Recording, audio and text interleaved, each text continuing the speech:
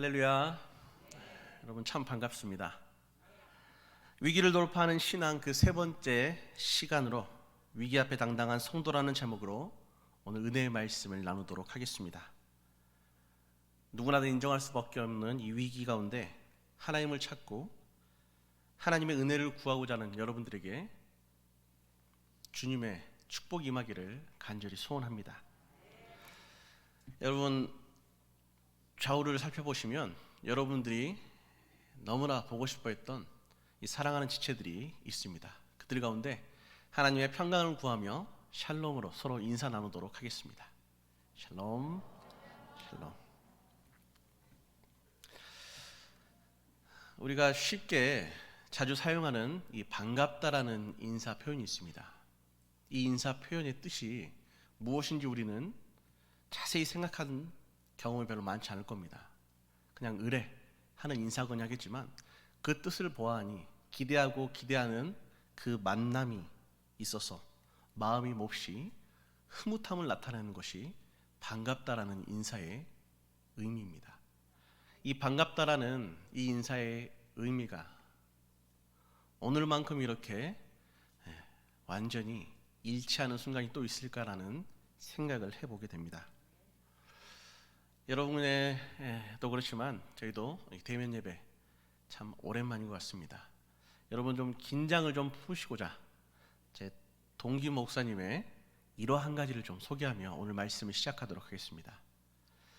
저랑 신대원을 함께 다녔던 이 동기 목사님께서 나이가 조금 있으셨는데 감사하게도 신대원에 입학하자마자 결혼을 하시게 되었고 또 순리대로 순서에 맞춰서 하나님께서 자녀들을 허락하셨습니다. 처음에 한 아들이 태어났어요. 감사함으로 아이를 잘 양육하고 있는데 둘째가 태어났습니다.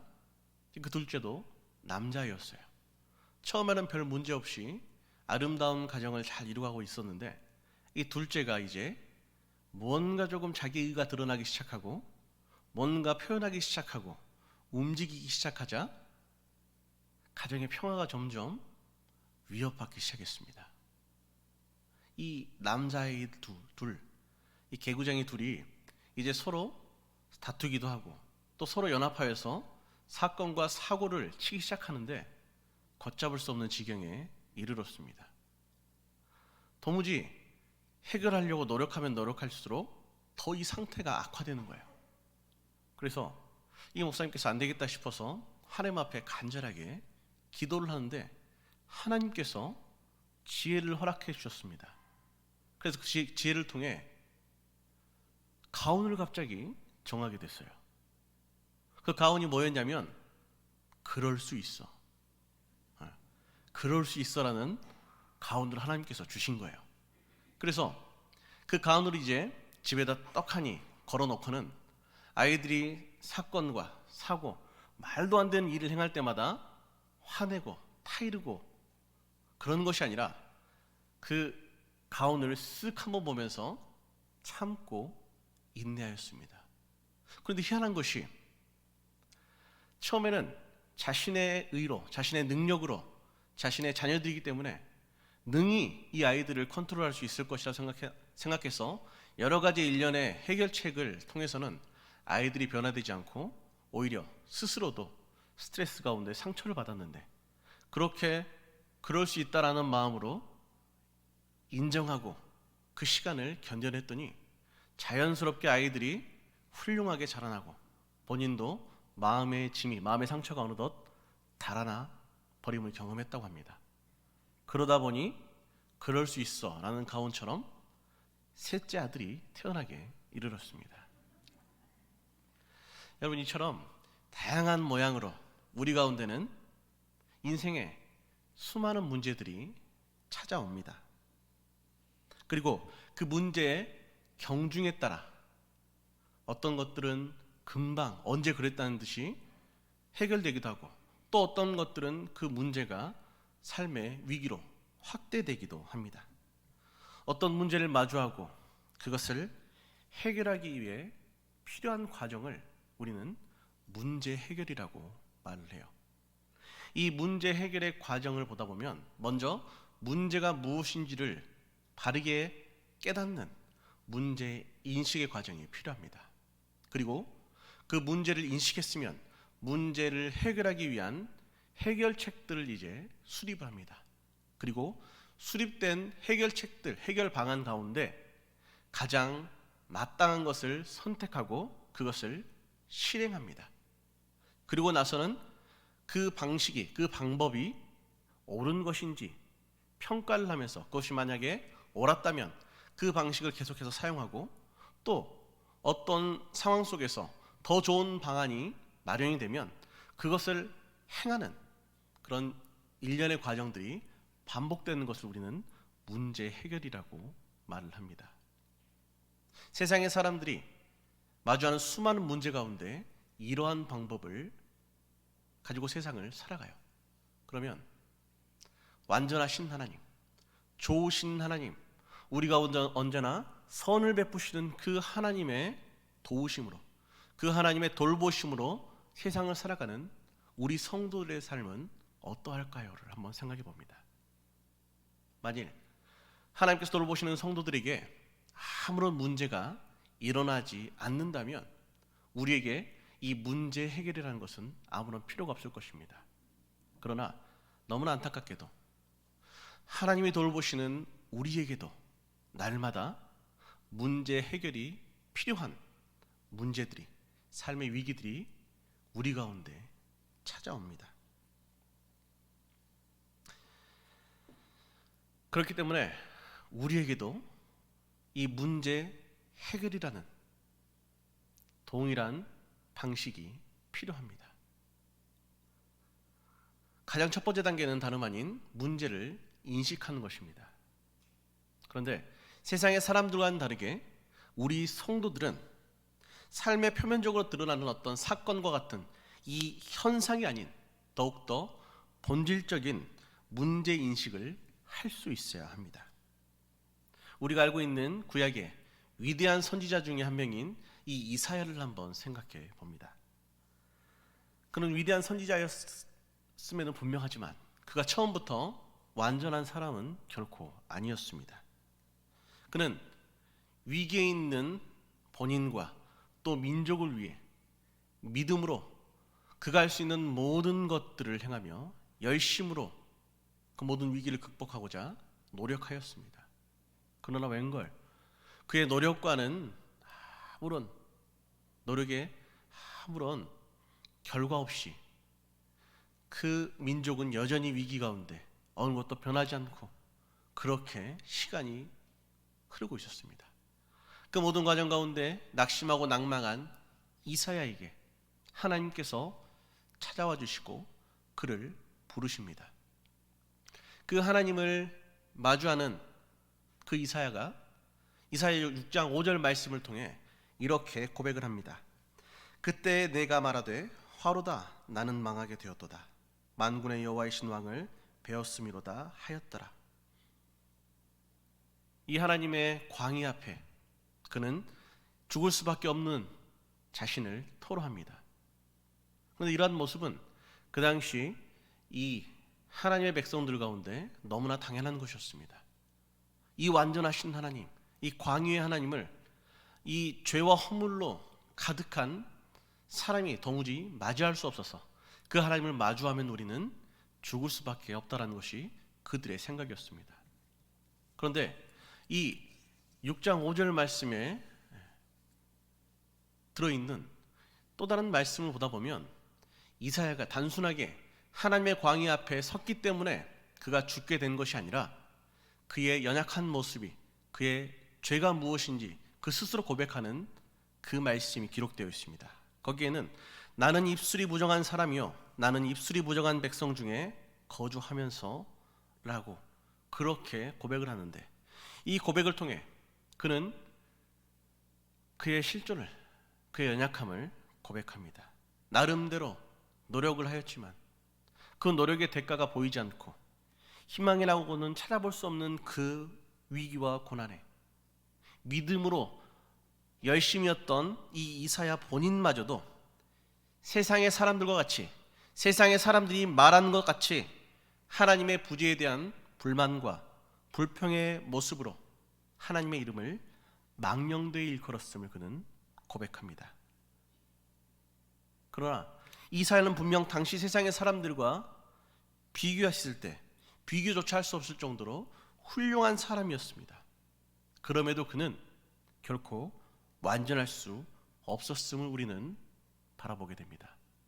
비단 이사야뿐만이 아니라 믿음 가운데 살아가는 우리 성도들도 처음에는 믿음으로, 처음으로는 할 수 있다, 처음에는 분명히 이루어 주실 것이야 라는 그런 마음으로 위기와 문제를 대하지만 그 위기가 도무지 끝이 보이지 않을 때, 그 위기가 도무지 해결되려 하지 않을 때 우리 또한 이 위기 앞에 그럴 수 있다라는 것을 우리는 인정해야 합니다. 왜냐하면 이사야가 그러하듯 우리 또한 연약한 사람이기 때문입니다. 이것이 바로 성도들이 가져야 할 문제인식의 출발이 됩니다. 오늘 우리가 함께 살펴본 이 시편 말씀에는 표제라는 것이 있습니다. 이 표제를 통해 그 시의 특성이 무엇인지, 그 시의 주제가 무엇인지를 우리는 쉽게 알 수 있습니다. 그러나 오늘 우리가 살펴본 이 시편 113편의 말씀에는 표제가 나타나 있지 않습니다. 비록 표제는 나타나 있지 않지만 이 시는 그 내용상 감사의 시로 구분을 합니다. 많은 학자들이 이 시가 성전을 오르며 불렀던 노래로서 그 내용이 승리 주신 하나님 앞에 감사를 하며 우리는 그 하나님을 기억하여서 언제나 그 하나님을 의지하자라는 그 주제로 기록된 성경이라는 것을 공통적으로 이야기를 합니다. 그런데 이 영광스러운 이 승리의 이면을 보다 보면 우리는 한 가지 우리가 간과하는 어떠한 진실을 마주하게 됩니다. 무언가 위대한 승리가 있다라는 것은 그 반대급부에 그들 가운데 찾아온 문제와 위기를 통하여서 하나님의 도우심을 통하여서 반드시 승리해야만 하는 어떤 안타까운 상황이, 어떤 문제적 상황이 그들 가운데 주어졌다라는 사실을 우리는 발견하게 되는 것이죠. 전능하신 하나님을 믿고 의지하는 성도, 하나님께서 친히 돌보시는 그 백성 가운데도 구약의 백성들이 노래한 이 장면처럼 언제든지 위기는 찾아올 수 있다라는 것입니다. 그들 가운데도 어려움과 위기가 찾아오지 않는 것이 아니라 그들 가운데도 세상의 사람들처럼 어김없이 이 문제는 찾아온다는 사실을 우리는 인정해야만 하는 것입니다. 그래서 성도를 위협하는 모든 인생의 위기는 언제나 우리에게 올 수 있다라는 인식이 필요합니다. 그럼에도 우리 가운데 참 다행인 것은 성도에게는 위기를 해결해 줄 수 있는 하나님이 계시고 그 하나님께서는 친히 우리의 아버지가 되셔서 그 위기가, 그 문제가 무엇이든지 간에 우리 가운데 도움이 되셔서 우리를 그 위경에서 건져주시는 그 감사가 우리 가운데 있음을 믿으시기 바랍니다. 그럼에도 성도들이 끊임없이 위기를 두려워하고 위기로 인해 넘어지는 것을 보면 성도에게 진정한 위기라는 것은 우리가 바라보는 그리고 눈으로 드러나는 어떤 표면적인 사건과 사고가 아니라 근본적으로 나는 내 삶의 어떤 문제라도 해결할 수 있는 능력이 전혀 없다라는 것을 깨닫지 못하는 것과 우리에게 있는 망령되고 허탄한 신화와 같이 하나님의 보호하심 아래 있는 성도에게는 어떠한 위기나 어려움이 없을 것이라는 망상에 사로잡혀 우리를 뒤덮는 이 위기를 애써 부인하고 있는 모습입니다.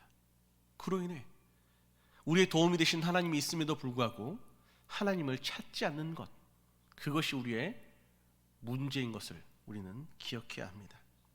비단 이러한 위기가 우리를 찾아올 때뿐 아니라 성도들이 세상을 살아갈 때 우리는 연약하고 무능하다는 사실을 인정하고 하나님께 간절하게 구할 때 그 좋으신 하나님은 권능으로 우리와 함께 하십니다. 이사야뿐만이 아니라 성경에 등장하는 위대한 하나님의 사람들에 대해서 하나님은 특별하게 그들의 연약함과 그들의 죄악을 세세하게 빠짐없이 기록하고 있습니다. 믿음의 조상이었던 아브라함도 애굽의 바로에게 자신의 아내를 바치기도 했습니다. 위대한 왕이 나던 다윗도 우리가 알고 있는 그 끔찍한 죄악 가운데 결코 자유로울 수 없었습니다. 뿐만 아니라 이 수많은 인물들의 나약함이 성경에는 지속적으로 기록되어 있습니다. 하나님께서 그러한 위대한 하나님의 사람들에 대해 우리와 같은, 아니 어쩌면 어떤 면에서는 우리보다 더 부족한 모습을 기록한 것은 그 모습을 통해 우리에게 그나마 나는 괜찮은 사람이라는 안도감을 주시기 위함이 아니라 이렇게 연약하고 부족한 사람들도 하나님을 향한 온전한 믿음으로 하나님의 도우심으로 결국 위대한 삶을 살아갔으니 우리도 능히 할 수 있다는 것을 깨닫고 우리도 그렇게 되기를 소원하고 그 사명이 이끄는 인생이 되기를 삶의 모든 순간순간 열심으로 경주하라는 것이 하나님의 뜻임을 우리는 잊지 말아야 합니다. 그리고 그 시작은 나의 부족함을 인정하는 것에서부터 시작이 됩니다. 작년 한 해 동안 여러분들이 성경 일독하는 데 큰 도움이 되었던 이 성경 읽기표 다 사용하셨죠? 여러분 이제 돌아오는 주일에 여러분들이 출석하시면 교회에서 또 여러분들이 하나님의 말씀을 가까이 대할 수 있도록 성경 읽기표를 또 나눠 드릴 텐데, 이 성경 읽기표를 만들었던 청교도 목회자인 이 로버트 맥체인 목사님께서는 자신의 회고록에 이런 고백을 합니다. 죄인으로서 마땅히 깨달아야 할 것은 나의 전적인 나약함과 무능함을 철저히 인식할 수 있도록 기도하고 노력해야 한다는 것이다. 나는 내게 있는 모든 힘을 포기하는 것은 결코 내게 좋지 않을 것이라고 생각한다. 내가 전적으로 무익하고 무능함을 인정하며 내가 죄를 짓지 않도록 해주는 그 무엇이 내 아래 존재하지 않는다는 것은 내게 위험하다는 생각을 한다. 그러나 이러한 생각은 마귀의 속임수이다. 내게 있어서 유일한 안전은 전능자의 팔에 매달릴 수 있도록 나의 무능함을 알고 느끼고 고백하는 데 있다라고 그렇게 말하고 있습니다. 세상과 나는 내가 할 수 있다라고 말하며 내게 있는 것들을 바라보라고 이야기합니다. 그러나 그런 것들은 우리 가운데 아무런 유익이 될 수 없습니다. 오히려 나의 연약함과 무능함을 인정하면 비로소 약할 때 강함 되시는 그 하나님의 신비가 우리 삶에서 시작됩니다. 이것이 문제 해결의 첫 단추인 성도가 가져야 할 온전한 문제인식이 됩니다. 그리고 문제 해결의 그 다음 단계로 문제 해결책을 선정하고 실행하는 것입니다. 여기에는 여지없이 하나님을 인정하고 하나님의 말씀을 신뢰하고 순종하는 삶이라는 해답이 우리 가운데 주어집니다. 어떤 누구도 이 진리의 반론을 제기할 수 없다는 것을 우리는 너무나 잘 알고 있습니다. 그런데 우리는 그렇게 살아가는 삶이 구체적으로 어떤 삶인지 정확하게 알지 못합니다. 잠언 3장 5절로 7절 말씀 우리 한 목소리로 같이 읽어보도록 하겠습니다. 너는 마음을 다하여 여호와를 신뢰하고 내 명철을 의지하지 말라. 너는 범사의 그를 인정하라. 그리하면 내 길을 지도하시리라. 스스로 지혜롭게 여기지 말지어다. 여호와를 경외하며 악을 떠날지어다. 아멘. 하나님을 인정한다는 말이 무슨 뜻인지 이 말씀 속에 아주 잘 나타나 있습니다. 하나님을 인정한다는 것은 아주 단순하게 나를 신뢰하는 것이 아니라 하나님을 신뢰하는 것이라고 말합니다. 말은 너무나 쉬운데 이것을 행하는 것은 결코 쉬운 일이 아닙니다. 사람은 자기나 또 주변의 사람들을 신뢰하는 것은 쉽게 합니다. 그런데 이상하게도 하나님을 신뢰하는 것은 어렵다라고 말합니다. 왜 그럴까요? 미국에서 사용되는 화폐마다 아주 작은 글씨로 한 문구가 기록되어 있습니다. In God we trust라는 이 문구가 적혀져 있어요. 이 말은 우리는 하나님을 믿는다, 혹은 나는 하나님을 신뢰합니다, 이런 의미의 문구예요. 재밌는 것이 세상에서 가장 자본주의가 발전하여서 돈이면 무엇이든지 다 할 수 있는 나라라고 하면 가장 먼저 떠오르는 이 미국이라는 나라, 그 물질을 상징하는 이 돈에 이러한 문구가 적혀 있다는 것이 놀랍기도 합니다. 그런데 여러분, 여기에는 의도가 담겨져 있어요. 이 미국이라는 나라는 청교도 정신으로, 기독교적 가치로 하나님께서 세워주신 나라였습니다. 그렇기 때문에 그들은 생각했습니다. 우리가 끊임없이 영원히 승리자로 살아가기 위해서는 세상이 아니라, 물질이 아니라 살아계신 하나님을 신뢰하고 하나님을 의지하는 것이 옳다라고. 그래서 그 모든 것들을 우리의 후손들이 결코 잃지 않도록, 잃지 않도록 그것을 돈에 기록하였던 것입니다. 바라기는 몇 달러 이렇게 써 있는 것보다 이 문구가 훨씬 더 크게 쓰여졌으면 더욱 좋았겠지만, 어찌됐든 우리를 쉽게 흔들어서 위기로 인도하는 이 물질이라는 것은 힘이 있습니다. 이 물질이라는 것은 단순한 돈만을 말하는 것이 아니라 이 물질 속에는 지식과 명예와 권력과 같은 모든 세상적인 것들이 포함되어 있습니다. 이런 엄청난 것들이 우리를 에워싸도 성도된 우리는 마땅히 하나님을 신뢰하는 것이 당연합니다.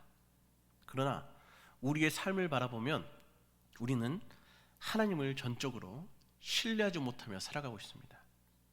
우리가 그럴 수밖에 없는 가장 큰 이유는 다름 아닌 우리에게 하나님을 아는 지식이 없거나 아니면 적기 때문입니다. 하나님을 하나님으로 인정하기 위해서 하나님을 아는 지식이 반드시 필요합니다.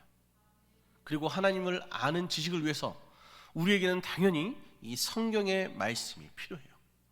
성경은 하나님이 누구인지를 우리 가운데 보여주시는 계시의 말씀이 기록된 책입니다. 당연히 하나님을 알기 위해서는 성경을 읽어야 합니다. 하나님을 아는 지식이 없이 감정적인 뜨거움으로, 열정으로, 열심으로만 살아가다 보면 하나님을 이해하는데 우리는 큰 오류에 빠지게 됩니다. 그렇게 하나님을 아는 지식이 없는 사람이 하나님을 온전히 신뢰할 수 없는 것은 너무도 당연한 일입니다. 마가복음 6장 34절 말씀에 이런 말씀이 기록됩니다. 예수께서 나오사 큰 무리를 보시고 그 목자 없는 양 같음으로 인하여 불쌍히 여기사 이에 여러 가지로 가르치시더라. 아멘. 이 말씀의 이 배경과 내용은 그런 것입니다. 유대인들은 하나님을 아는 지식이 지난 수백 년 동안 정체되어 있었습니다. 어느 것 하나 달라진 것이 없습니다. 새롭게 그들에게 주어진 것이 없었습니다. 그래서 그들은 그들 나름대로 규칙을 정해서, 법칙을 정해서 전통이라는 이름으로 그것이 하나님의 지식인 양 그들의 열심으로, 그들의 경건으로 살았습니다. 그런데 얼마나 그것이 헛되고 무익한 것이었으면 하나님 대신 우리 주님도 그들은 알아보지를 못했습니다. 그런 그들을 보시고 주님께서 이 세상의 사람들, 이 유대인들을 불쌍히 여겨주셔서 그들에게 가르침을 행하셨습니다. 이와 같이 진리의 말씀이 수반되지 않는 외적인 열심은 아무것도 아님을 우리는 기억해야 합니다. 오늘 본문 말씀 5절에서 7절 말씀을 보면 내가 고통 중에 여호와께 부르짖었더니 여호와께서 응답하시고 나를 넓은 곳에 세우셨도다. 여호와는 내 편이시라 내가 두려워하지 아니하리니 사람이 내게 어찌할까? 여호와께서 내 편이 되사 나를 돕는 자들 중에 계시니 그러므로 나를 미워하는 자들에게 보응하시는 것을 내가 보리로다. 아멘. 이 본문의 말씀을 가만히 보다 보면 이 시편을 기록한 사람은 자신이 가지고 있는 이 하나님을 아는 지식이 단순히 머릿속으로 알고 있는 그런 지식만이 아니라는 것을 우리는 보게 됩니다. 오히려 그가 알고 있는 그 하나님은 누군가로부터 전해 들은 하나님이 아니라 무엇인가를 보고 알고 있는 하나님이 아니라 그 삶의 경험을 통하여서, 그리고 경험을 통해 깨닫는 그 하나님에 대해서 하나님의 아는 지식을 삶에 적용하는 실제적인 이 지식을 지금 보여주고 있다는 것을 우리는 깨닫게 됩니다. 부뚜막에 소금이 아무리 많다 한들 집어넣어야 짜다라는 속담처럼 아무리 하나님께 대한 심오한 지식이 있다 하더라도 그 지식이 삶으로 적용되지 않으면 아무런 소용이 없습니다. 오늘 우리가 함께 살펴본 시편의 기자뿐만이 아니라 성경에 등장하는 하나님의 사람들은 하나님을 지식적으로 아는 것으로 그치는 것이 아니라 삶의 여정 속에서 하나님과의 교제를 통해 인격적으로 하나님을 마주하였습니다. 그래서 그들은 문제를 만나 어려움이 찾아올 때뿐 아니라 기쁨이 오거나 슬픔이 찾아오거나 삶의 모든 순간에 하나님을 찾고 하나님 앞에 부르짖었습니다. 그리고 하나님은 그 부르짖음에 언제나 응답하셨습니다. 우리 신앙생활의 핵심은 여러분 말씀과 기도와 예배일 것입니다. 이러한 우리의 신앙이 오늘 주님께서 이 마가복음을 통해 말씀하셨던 그 말씀처럼 목자 없는 양과 같이 되지 않기 위해서 우리에게는 변화가 필요합니다. 종교는 당신을 구원하지 못하고 변화시키지도 못하고 치유하지도 못하고 자유하게 하지도 못합니다. 오직 예수님께서 하십니다 라는 말씀이 있어요. 우리는 형식적인 이 믿음 생활을 이제 중단해야만 합니다. 그리고 우리는 예수님을 인격적으로 만나야 합니다. 주님께서는 요한복음 14장 6절 말씀을 통해 내가 곧 길이요 진리요 생명이니 나로 말미암지 않고는 아버지께로 올 자가 없느니라라고 분명하게 말씀하셨습니다. 우리가 하나님을 인격적으로 만나기 위해 반드시 통과해야 될 길이 있으니 그것은 다름 아닌 예수 그리스도입니다. 우리가 하나님을 전적으로 신뢰하지 못하는 것은 하나님을 아는 지식이 부족하기 때문입니다. 우리가 하나님보다 세상과 사람을 더 신뢰하는 것은 하나님을 아는 지식이 부족하기 때문입니다. 우리가 하나님보다 더 먼저 위기 앞에 세상과 고관들을 찾는 것은 하나님을 아는 지식이 부족하기 때문입니다. 위기 앞에 우리는 사람을 더 신뢰하고 특별히 힘과 권세와 능력이 있는 고관들을 신뢰하는데 오늘 말씀을 기록한 이 성경 기자는 시편의 기자는 하나님을 더욱더 신뢰한다라고 고백합니다. 그래서 시편 118편 8절과 9절 말씀 우리 이 말씀 함께 읽도록 하겠습니다. 여호와께 피하는 것이 사람을 신뢰하는 것보다 나으며 여호와께 피하는 것이 고관들을 신뢰하는 것보다 낫도다. 아멘. 그는 이렇게 당당하게 고백합니다.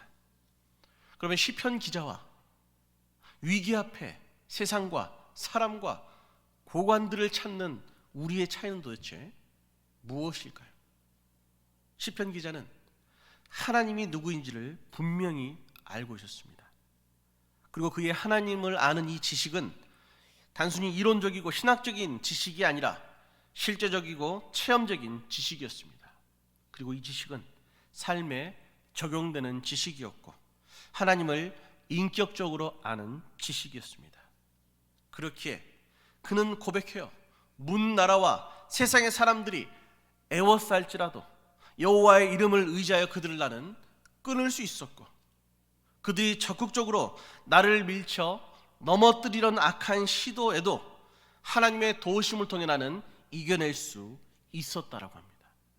왜냐하면 그가 만난 하나님은, 그가 알고 있는 하나님은 온 세상과 문 나라와 결코 비교할 수 없는 전능하신 분임을 그는 알았기 때문입니다.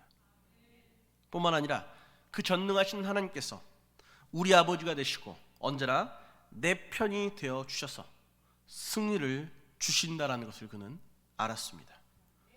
오늘 우리가 함께 살펴본 이 말씀에는 여호와 하나님께서 내 편이라는 것이 2번 기록되어 있어요.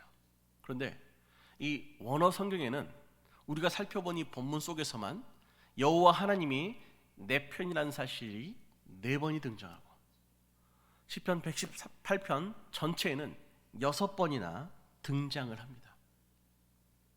흔들리는 우리 가운데, 세상과 고관들, 문 나라 가운데 우리 어떤 문제를, 위기를 해결하고자 하는 우리 가운데 내가 네 편이라고, 나는 너희의 편이라고, 나를 붙잡으라고 그렇게 말함에도 불구하고 우리에게 위기가 찾아오면 우리는 이내 흔들려 하나님의 신실하심에 의구심을 가지게 됩니다. 이러한 모습을 우리는 시험 들었다라고 교회에서는 표현을 합니다. 그러나 우리 하나님은 말씀하시는 것은 반드시 이루시고 결코 우리를 향한 그 사랑이 변하지 아니하시는 신실하신 하나님이심을 여러분 믿으시기 바랍니다. 이사야 49장 7절 말씀 우리 한 목소리로 같이 읽어보도록 하겠습니다. 이스라엘의 구속자, 이스라엘의 거룩한 이이신 여호와께서 사람에게 멸시를 당하는 자, 백성에게 미움을 받는 자, 관원들에게 종이 된 자에게 이같이 이르시되 왕들이 보고 일어서며 고관들이 경배하리니 이는 이스라엘의 거룩하시니 신실하신 여호와 그가 너를 택하였음이니라. 아멘. 누가 뭐라고 하든지 간에 내가 어떤 위기와 어떤 고난을 당하여서 마치 멸시당한 자와 같이, 미움을 받는 자와 같이, 종이 된 자와 같이 보일지라도 우리를 하나님의 자녀로 택하셨고 영원히 그 하나님께서는 내 편이 되어 주셔서 왕들과 고관들과 세상이 오히려 우리에게 고개 숙일 것을 여러분들 믿으시기 바랍니다. 시편의 기자도 그것을 통해 승리를 경험하였기에 14절의 말씀처럼 여호와는 나의 능력과 찬송이시오 또 나의 구원이 되셨도다라고 고백하게 되었습니다. 그리고 하나님의 도우심을 받아 승리한 성도들의 삶에는 15절의 말씀처럼 의인들의 장막에는 기쁜 소리, 구원의 소리가 있으며 여호와의 오른손이 권능을 베푸시며 아멘. 이런 말과 같이 하나님의 은혜가 우리 가운데 언제나 넘치듯 허락됩니다.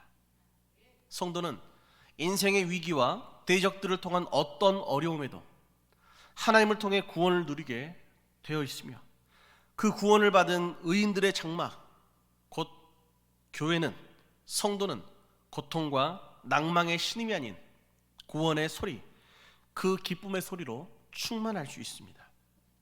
그런데 하나님께서 원하시는 것은 은혜로 충만한 기쁜 소리, 구원의 소리가 우리들만 누리는 것으로 끝나는 것을 원하시는 것이 아니라 하나님을 만나기 이전에, 하나님을 알기 이전에 우리가 그러했듯이 세상에 홀로 버려진 듯 어떤 인생의 위기 앞에 아무런 도움도 받지 못하고 참 구원의 능력인 주님을 알지 못하고 경험하지 못한 그 안타까운 신음 가운데 우리를 살리는 기쁜 소리, 그 구원의 소리를 선포하고 전하기를 원하십니다. 그리고 그 방식은 로마서 12장 21절의 말씀처럼 악에게 지지 말고 손으로 악을 이기라, 이런 삶의 모습을 보이라고 우리 가운데 도전하고 있습니다. 솔직히 이 말씀에 겉으로는 아멘 하지만 우리 속에는 이런 마음이 들 겁니다. 어떻게 우리가 연약한 사람인데 악을 손으로 갚을 수가 있겠습니까? 노력은 해보겠지만 힘들겠습니다. 이런 생각이 사실 솔직한 우리들의 생각인 줄 압니다. 그러나 안 될 것 같은, 불가능할 것 같은 이러한 삶이 이미 교회의 역사 속에 생생하게 우리 가운데 살아있음을 우리는 기억해야 합니다. 먼저 우리 주님께서 십자가에 달려 죽으시면서 하나님을 죽음에 내몬 그 사람들에게 오히려 그들이 지금 무슨 일을 하고 있는지 모르니 하나님 용서하여 주옵소서라고 그렇게 기도했습니다.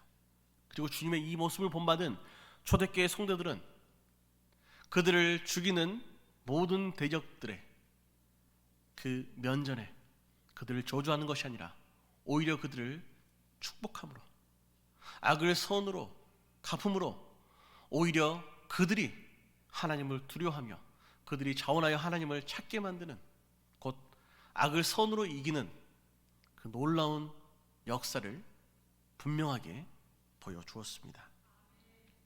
그들이 그럴 수 있었던 이유는 이미 세상이 결코 줄 수 없는 가장 값진 구원과 영원한 생명을 그들이 주님으로부터 받았기 때문입니다.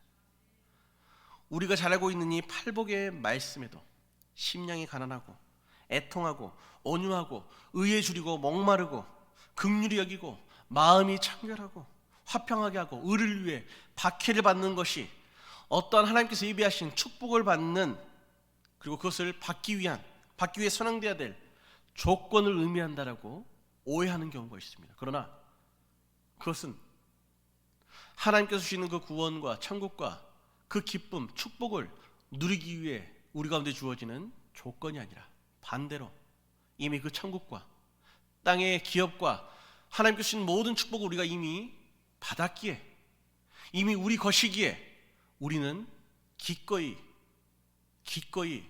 그러한 삶을 살아가는 것이 마땅하다는 것이 팔복의 근본적인 의미가 됨을 우리는 기억해야 합니다.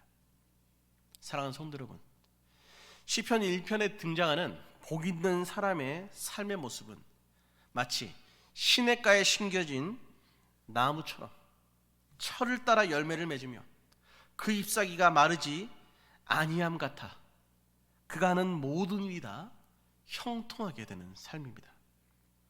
그런데 우리를 바라보면 우리는 너무나 무익하고 무능합니다. 그러나 복의 근원 되신 주님께서 우리와 함께 하시기에 우리는 위기, 아니 그보다 더한 일이 온다 할지라도 철을 따라 승리의 열매를 반드시 맺게 될 것이기에 우리는 이 위기 앞에 당당할 수 있습니다. 그리고 그 당당함과 주님께서 주시는 그 은혜와 능력을 통해 우리를 위협하는 악인과 세상에 기꺼이 선을 행하여 온 열방에 기쁜 소리, 그 구원의 소리를 전하기에 충분한 하나님의 오른손과 같은 저 여러분 되시기를 주님의 이름으로 축복합니다.